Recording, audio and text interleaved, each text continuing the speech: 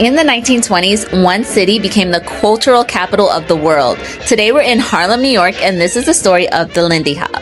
We talk about how the Great Migration of the 1900s took people from the South up north seeking better opportunities. But we also need to talk about how the 1920s became one of the greatest cultural explosions in American history due to the Harlem Renaissance.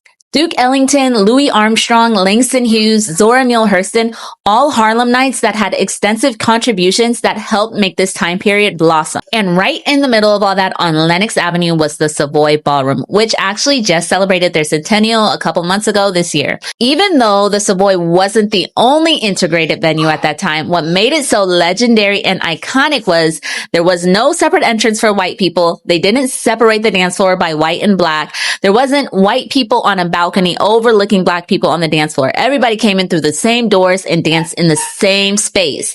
Legendary Lindy Hopper Frankie Manning even said they didn't care about the color you were because they were looking at your feet. And here's another fun fact for you. In 1927, Charles Lindbergh made history by completing his first non-stop solo transatlantic flight from New York to Paris. And with a play on his name Lindbergh, the media decided to call this moment Lindy Hop. In 1928, at a dance marathon at Manhattan Casino, a popular dancer by the name of Shorty George Snowden was doing his thing on the dance floor. The media was like, hey, what is that?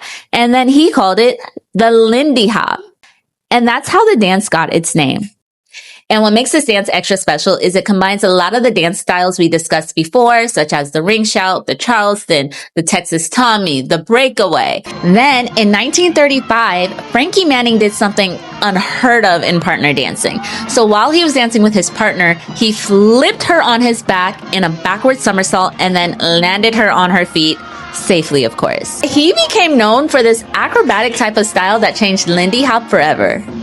Manning became the choreographer for a group called Whitey's Lindy Hoppers. The group was formed by Herbert White, who was a bouncer at the Savoy Ballroom, and it included famous dancers such as Al Minns, Leon James, Norma Miller as the Queen of Swing, and they took Lindy Hop from Broadway to Hollywood to stages around the world. After serving World War II, Frankie Manning spent the next 3 decades of his life working in the postal office, up until somewhere in the 80s where he was rediscovered and decided to continue to share his love of dance. This included being the choreographer and consultant for the Lindy Hop scenes in the Spike Lee Malcolm X movie.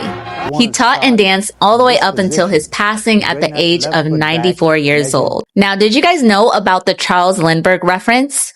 I'm Zoe and I'm covering 19 dance styles leading up until Juneteenth. Like and follow so you don't miss a single one.